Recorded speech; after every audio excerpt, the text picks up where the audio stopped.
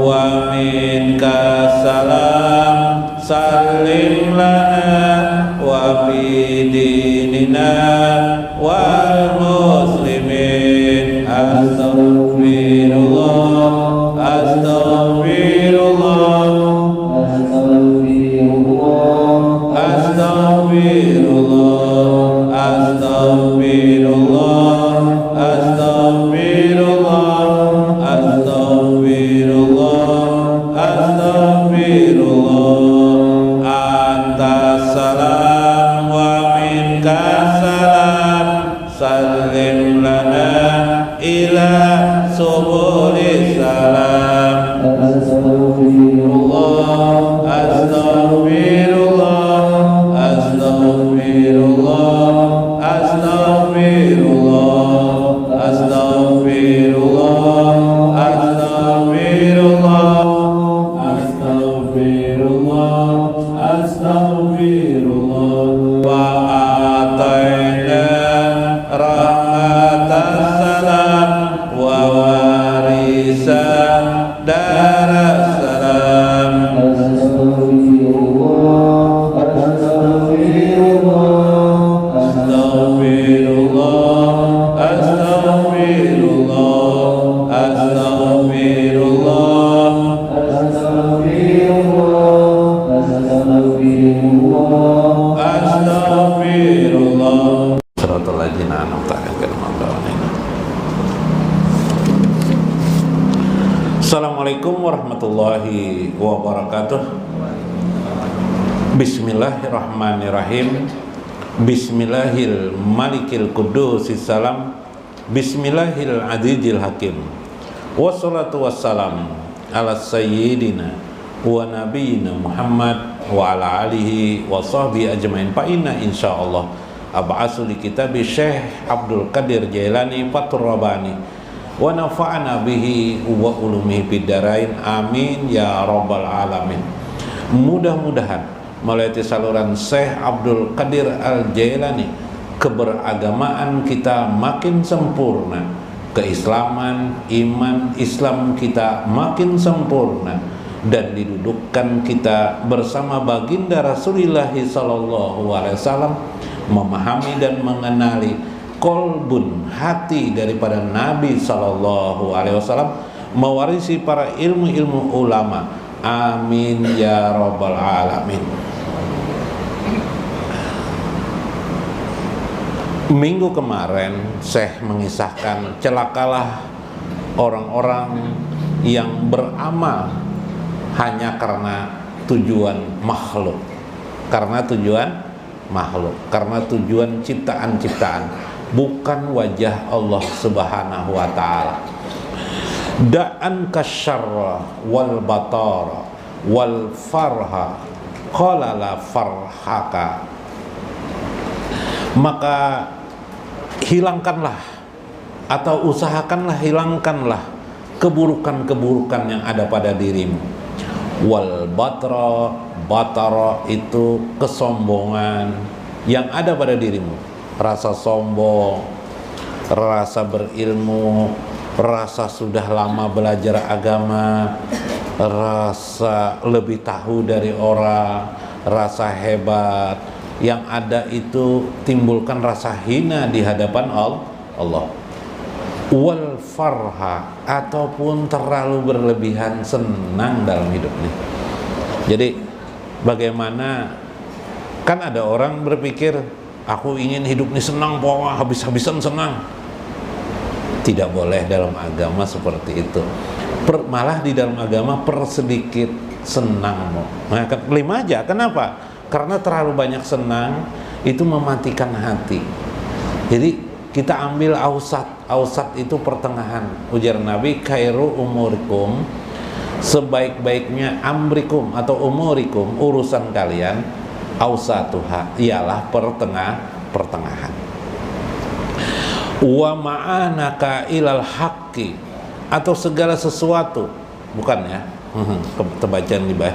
Wa qala la farhaka, persedikit mempersedikit kegembiraanmu, mempersedikit senang-senangmu, wa kasura haznaka, dan memperbanyak rasa khawatirmu di hadapan Allah Subhanahu wa taala. Kira-kira aku ini di mana nanti di akhirat? Apakah di yaumul masar? Membayangkan mau yaumul masar itu dari zaman Nabi Adam sampai kira jumlah manusia berapa? Tempatnya di dalam hadis Nabi itu di di Padang Arafah, di Padang Arafah. Padahal sekarang aja orang haji di Padang Arafah itu sudah sesak. Saya 30 tahun, 25 tahun atau 30 tahun yang silam di ke Mekah itu sudah sesak bukan main. Terakhir itu tahun 2018 musim haji, sesaknya minta ampun manusia. Itu tempatnya situ. Jadi dikiamatkan, kiamat hancur muka bumi, timbulkan lagi Arafah, Arafah baru. Kalau Arafah yang itu juga nggak bisa dibayangkan. Karena itu dalam hadis Nabi yang lain, manusia itu nanti di padang mahsyar itu seperti tubuhnya bertelanjang, tapi dia tidak bisa lagi melihat dirinya lagi, nggak bisa, karena dia saking takutnya. Bahkan peluh keringat manusia sampai seperti kolam, seperti air yang sampai ke pernapasan mereka, pengap-pengap kayak itu aja lagi. Sedemikian rupa. Di mana kira-kira kita di antara itu? Atau kita berada di atas gundukan tanah yang jar Nabi, ada sekelompok orang nanti dia berada di sebuah tempat gunung. Jaka sekarang ini kemah lah, sambil santai-santai aja menunggu hari yaumul jaja, subhan, menunggu giliran sambil santai. Nah, ada kayak itu dalam hadis. Nah, yang paling beruntung itu ialah bersama baginda Rasulullah. Jadi panitia. Nah, jadi panitia. Timbulkanlah rasa hinamu di hadapan Allah. Waktu sholat kita, hinakan diri kita. Fa innaka fi daril hazni fi daris sijin. Karena itulah sesungguhnya engkau berada pada rumah tempat kekhawatiran yang sangat banyak. Fi daris sijin. Karena pada hakikatnya engkau sendiri berada di dunia ini adalah berada di penjara. Jadi kita harus membayangkan dunia ini, kita ini berada di penjara sebenarnya. Yaitu suatu masa yang ditetapkan Allah sampai kematian kita. Dunia ini kan umurnya sebenarnya seberapa? Sepanjang hidup kita saja. Umur dunia ini iyalah. Coba kalau pian mati, enggak ada lagi dunia nih. Mana pian tahu dunia lagi, ya kan? Kalau sudah mati kita enggak ada lagi. Subhanallah. Maka dunia itu umurnya adalah sepanjang hidup kita aja. Lalu kita dihitung, karena itu kita bagaikan penjara. Bagi siapa sebenarnya penjara itu? Bagi ruh kita. Ruh kita ini mendambakan kebenaran, mendambakan asal muasal mereka dirinya, yaitu diri yang bahagia, diri yang nyaman bersama Allah Rabbul Jalal. Masuk ke kerongkongan, masuk ke tubuh,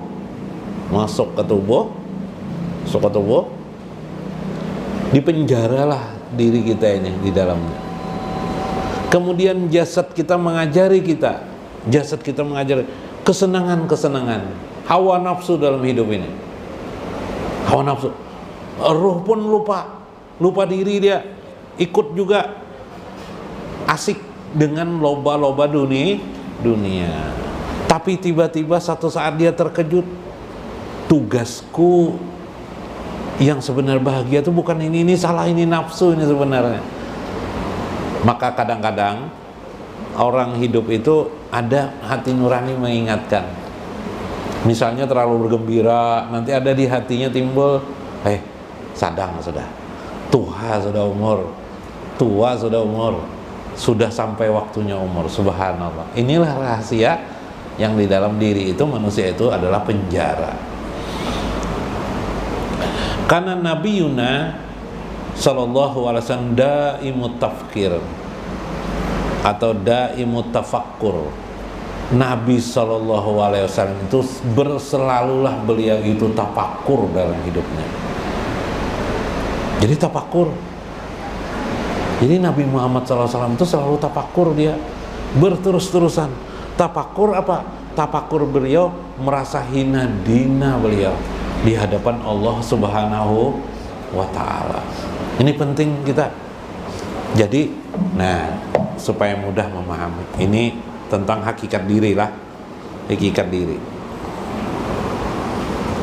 Ulun gambarkan pian supaya paham, supaya teringkas orang mengenal diri itu kayak apa dan hidup kita itu bagaimana. Cuma ringkasan ini supaya memiliki makna,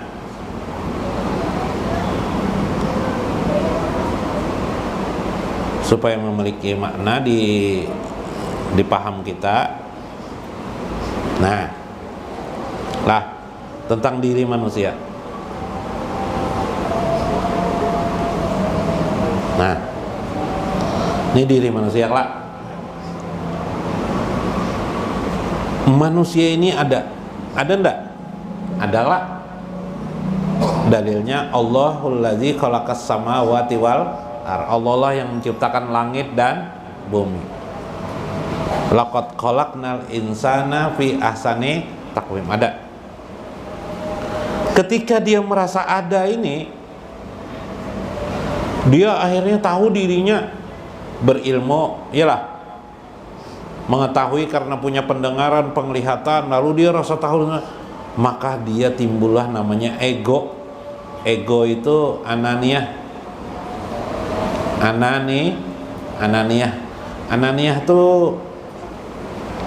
Ananiyah itu merasa ada, anak, aku, merasa aku ada, aku hebat. Nah, ketika seseorang merasa ada dan aku, inilah dia lupa dengan Tuhannya. Ya kan? Iyalah. Wah, gampang aja itu. Wah, itu urusan kecil. Wah, perempuan, wah urusan gampang aja itu. Iyalah. Dia melupakan rasa dirinya yang hina sebenarnya. Nah, sekarang kayak mana? Satu. Yang kedua, akhirnya dia beragama.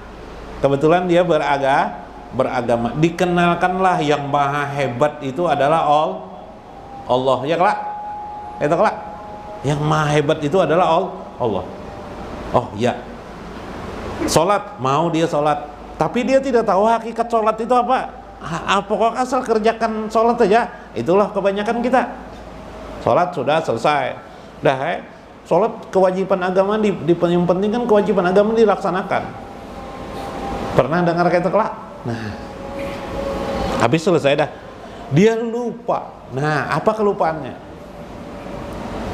Mana lupanya? Nah, disinilah awal mula manusia itu juga mulai terhijab. Tadi itu sudah terbuka hidayah Allah maha hebat, tapi masih terhijab. Apa terhijabnya? Dirinya kuasa, qadir, merasa kuasa. Allah juga qadir, ya lah. Ya lah. Nah, karenanya merasa kuasa inilah Allah tidak lembut kepada dirinya. Kenapa? Karena memakai kekuasaan kesombongan Allah. Al-Batr. Contoh, ketika sembahyang. Nah, sembahyang sujud. Kayak kalau orang sujud, nah, iyalah, sujud di sejadah. Hakikat sujudnya apa? Hina. Ya kelak? Hina. Ihtikor, hina. Aturannya, iyalah, seharusnya setiap dia sujud sholat ini diaplikasikannya dalam semua kehidupan sehari-harinya. Dia tetap merasa hina di hadapan Tuhan. Inilah disebut orang yang mahwu. Mahwu artinya tenggelam di dalam kehinaannya, subhanallah. Dan dia mengakui dirinya tidak ada kudrat dan iradat, la haula wala quwata illa billah. Maka ketika itulah dirinya itu tidak ada. Maka dia berkata la maujuda, ya kah? La maujuda illa illallah. Nah, tidak ada yang ada kecuali yang ada itu hanya Allah. Maksudnya lil makna sifat. Maknanya sifat. Sifat itu apa? Tidak ada akuni kekuasaan kecuali yang kuasa itu hanya Allah. Tidak ada yang berkehendak kecuali hanya Allah. Kamu bang, kamu tidak, aku tidak ada. Loh, tadi Anda sholat beramal-amal soleh. Iya betul. Tapi saya dapat mengerjakan sholat pun tanpa hidayah Allah tidak akan pernah dilakukan, karena itu sholat itu anugerah. Atau dua, orang tenggelam kalau nih. Nah, kedua, setelah dia merasa tenggelam itu terus menerus dia rasakan. Lalu yang kamu ada itu apa? La maujuda illallah, tidak ada yang ada kecuali Allah itu. Yang ada itu kamu ada. Ada ya kok. Nah, apa yang ada? Yang ada itu adalah hina di dina, lain dina nang berjualan pisang goreng itu lain. Hina dina. Kita ini hanya ada hina di dina. Tapi di balik hina dina itu juga menggambarkan makna ketuhanan. Allahu qadir. Lawan daripada hina dina adalah qadir. Allah maha qadir, maha kuasa. Inilah sebab kenapa orang itu dimuliakan Allah, karena dia mengakui kesombongan Allah, sedangkan dirinya jauh dari kesombongan. Maka semua amal-amal kebaikan itu tidak berguna. Kenapa tidak berguna? Karena semuanya anugerah Allah, bukan milik kita amal itu. Subhanallah. Maka hilangkanlah sifat sombongmu, kata Syekh. Batar, yang menghijab itu adalah batarun.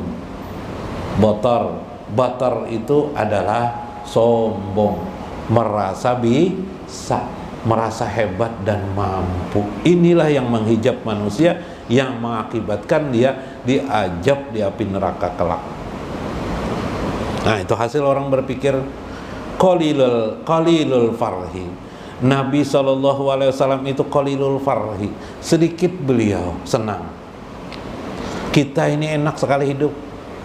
Yalah, tidur di mana, bro? Di kapok. Nah, siapa yang tidak tahu dengan kapok? Kapok, di kapas, tidur aja di kapas kita ya lah. Kalau sekarang ini apa namanya, bro? Busa lah, bro lah, di busa. Enak lah. Nabi itu tidur di pelepah kurma. Bila bangun sidin kelihatan bekas di belakang nih. Iyalah. Nah. Ayo tiap hari gitu, apa kabar? Siapa yang akun? Aku nak mengamalkan sunnah aja. Ayo kerjakan gitu. Siapa yang mau? Ikutilah sunnah Nabi, ikutilah sunnah Nabi. Ayo kerjakan tuh. Nah, istri harus 10 orang, ya lah. Ayo siapa yang sanggup 10 orang? Mun kaya ya yang sakit. Nabi itu kalau benar-benar ingin menuruti Nabi, jangan kawinnya aja 10, miskinnya diikuti juga. Jadi miskinnya juga punya istri 10. Gak pak, maksudnya sanggupkah? Nah, syaratnya miskin, istrinya 10. Satu orang aja sudah lari. Apalagi 10. Jangan sombong-sombong, ikuti sunnah, ikuti Quran, hadis. Woi, ngesombong. Nah, karena dia masih baru belajar, tidak mengerti semua hal. Jadi mempelajari agama itu pun kita sedikit demi sedikit.